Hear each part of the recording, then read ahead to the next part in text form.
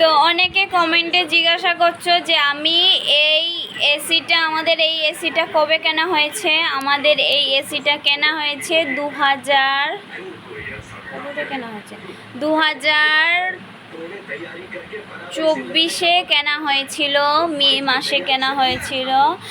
তো 24 কেনা হয়েছে, 25, 26 2 বছর হয়েছে। আর এখানে যেহেতু আমাদের ওয়েদারটা খুবই খারাপ, সেজন্য আমাদের 4 বছরের রিনিউ করা আছে। তো কোনো প্রবলেম হলে কোম্পানি থেকে ফি মানে কোনো টাকা দিতে হবে না, তা সারিয়ে দেবে। কারণ আমরা যেহেতু অ্যাডভান্স পে করা আছে।